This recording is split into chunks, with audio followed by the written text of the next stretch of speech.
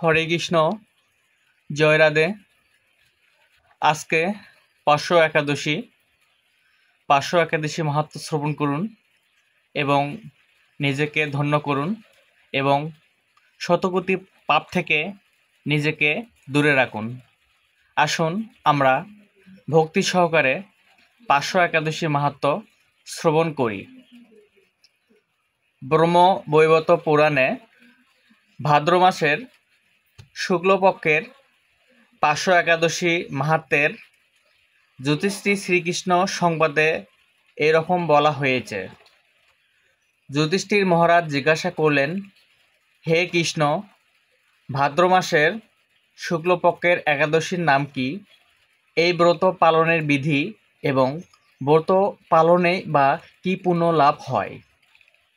উত্তরে শ্রীকৃষ্ণ বললেন, হে ধর্মরাজ, মহাপুণ্যপ্রদা, সমস্ত পাপ হারিণী এবং পাপ দায়িনী এই একাদশী বাষ্পযজ্ঞ থেকেও বেশি ফল দান করে।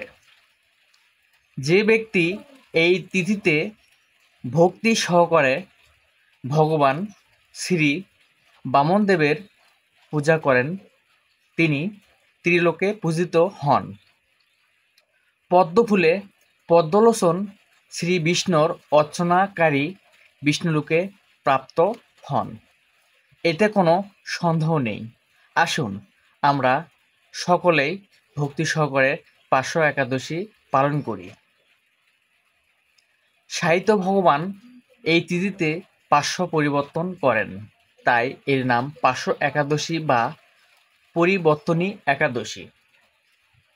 যুধিষ্ঠির মহারাজ বললেন, হে জনার্দন, আপনার এ সকল কথা শুনেও আমার সন্দেহ পূর্ণরূপে দূর হয়নি। হে দেব, আপনি কিভাবে শয়ন করেন, কিভাবে বা পার্শ্ব পরিবর্তন করেন, তার চতুর্মাস্য ব্রত পালনকারী কি কর্তব্য এবং আপনার শয়নকালে লোকের কি করণীয়, এই বিষয়ে বিস্তারিতভাবে আমাকে বলুন। আর কেনই বা দেবরাজ বলিকে বেঁধে রাখা হয়েছিল তা বর্ণনা করে আমার সকল সন্দেহ দূর করুন। শ্রীকৃষ্ণ বললেন, হে রাজন, দৈত্যকুলে আবির্ভূত প্রদাহ মহারাজের পুত্র বলি আমার অতি প্রিয় ভক্ত ছিল। সে আমার সন্তুষ্টি বিধানের জন্য গো ব্রাহ্মণ পূজা ও যজ্ঞাদি ব্রত সম্পাদন করত, কিন্তু ইন্দ্রের প্রতি বিদ্বেষবশত সকল দেবলোক সে জয় করে নেয়। তখন দেবতাগণ সহ ইন্দ্র আমার শরণাপন্ন হয়েছিল।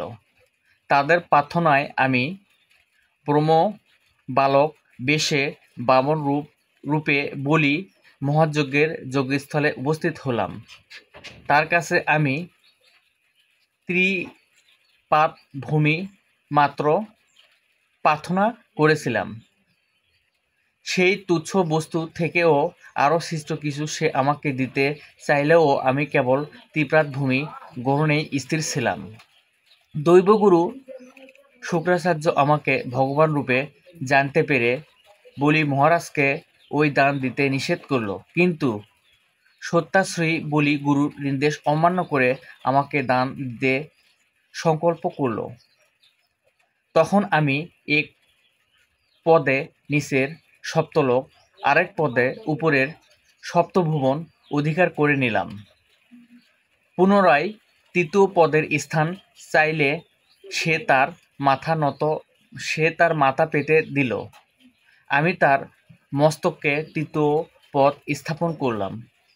তার আচরণে সন্তুষ্ট হয়ে আমি সর্বদা তার কাছে বাস করার প্রতিশ্রুতি ছিলাম।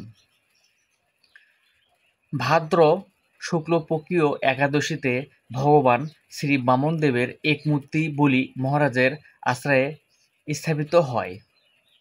দ্বিতীয় মূর্তি ক্ষীরসাগরে অন্তদেবের কোলে শয়ন একাদশী থেকে উত্থান একাদশী পর্যন্ত 4 মাস শয়ন অবস্থায় থাকেন।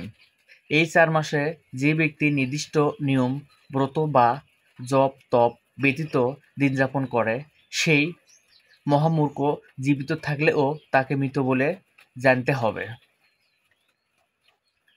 ভাদ্র মাসে শাক, ভাদ্র মাসে দই, আশ্বিনে দুধ, কার্তিক মাসে মাসকালাই বর্জন করে। এই 4 মাস শ্রীকৃষ্ণের আরাধনা করতে হয়। প্রতিটি একাদশী ব্রত যথাযথ পালন করতে হয়। স্বয়ং ভগবান পার্শ্ব পরিবর্তন করেন বলে এই একাদশী মহাপুণ্য ও সকল অতিষ্ঠ প্রদাতা। এই একাদশী পালনে 1,000 অশ্বমেধ যজ্ঞের ফল পাওয়া যায়। হরে কৃষ্ণ। আসুন আমরা সকল ভেদাভেদ ভুলে গিয়ে এখন থেকে সকল একাদশী পালন করি এবং একাদশীর দিনে কৃষ্ণনাম জপ করি। আমাদের এই পৃথিবীতে কৃষ্ণনাম ছাড়া মুক্তির আর কোনো উপায় নেই। আমরা যত পাপ করি না কেন, যত পাপে লিপ্ত হই না কেন, আসুন ভক্তি সহকারে একাদশী পালন করি। একাদশী পালন করলে জীবন থেকে সমস্ত পাপ দূর হয়ে যায়। যেমন আপনি যদি একটি কলস একটি নদীর ঘাটে রাখেন এবং প্রতিদিন সেখান থেকে জল নিয়ে আসেন, তাহলে সেই কলসও একদিন ক্ষয়প্রাপ্ত হয়ে যাবে। তাই আমাদের জীবনে শত কোটি পাপ থাকলেও আমরা যদি কৃষ্ণনাম পালন করি, কৃষ্ণনাম স্মরণ করি এবং একাদশী মাহাত্ম্য ব্রত পালন করি, তাহলে ধীরে ধীরে আমাদের জীবন থেকে সমস্ত পাপ দূর হয়ে যাবে। একাদশী ছাড়া জীবনের আর কোনো গতি নেই। একমাত্র একাদশী আপনাকে আমাকে সেই গন্তব্যস্থানে নিয়ে যেতে পারবে। আমরা অবহেলায় অনেক কিছু কাজকর্ম করি, ফেসবুকে অনেক ধরনের বাজে কিছু শ্রবণ করি। এগুলো না দেখে ভক্তি সহকারে কৃষ্ণনাম স্মরণ করি। কারণ আমরা এই পৃথিবীতে এসেছি মাত্র কয়েকটা দিনের জন্য। আমরা সারা জীবন এই পৃথিবীতে থাকবো না, একদিন চলে যেতে হবে। এবং আমরা পৃথিবীতে যে সমস্ত পাপ কাজ করব, এই সমস্ত পাপ কাজের হিসাব আমাদেরকে দিতে হবে। কারো মাপ নেই। এই পৃথিবীতে কেউ কারো না। বউ বলেন, সন্তান বলেন, মা বলেন, বাবা বলেন, কেউ কারো না। নিজের পাপ হিসাব নিজেকেই দিতে হবে। আপনি দিনে যতই ব্যস্ত থাকেন না কেন, আপনাকে ভগবানের নাম স্মরণ করতে হবে। আমরা এই পৃথিবীতে এসেছি ভগবানকে স্মরণ করার জন্য, কিন্তু আমাদের কিছু কর্ম করতে হবে, না হলে আমাদের এই পেট চলবে না। তাই আমাদেরকে কঠোর পরিশ্রম করতে হবে এবং পাশাপাশি যখনই সময় পাবো ভগবানকে ডাকতে হবে। কাজ যেমন করতে হবে, ভগবানকে তেমন ডাকতে হবে। ভগবান ছাড়া আমাদের আর কোনো উপায় নেই। তিনি অত্যন্ত কল্যাণময়, অত্যন্ত মঙ্গলময়। আসুন ভক্তি সহকারে আমরা কৃষ্ণনাম স্মরণ করি। হরে কৃষ্ণ কৃষ্ণ কৃষ্ণ হরে হরে, হরে রাম রাম রাম হরে হরে, হরে কৃষ্ণ কৃষ্ণ কৃষ্ণ হরে হরে, হরে রাম রাম রাম হরে হরে, হরে কৃষ্ণ কৃষ্ণ কৃষ্ণ হরে হরে, হরে রাম রাম হরে হরে। জয় নিতাই, জয় রাধা মাধব, জয় জগন্নাথ। সবাই ভালো থাকবেন। পরবর্তী আপনাদের সাথে আরও কথা হবে।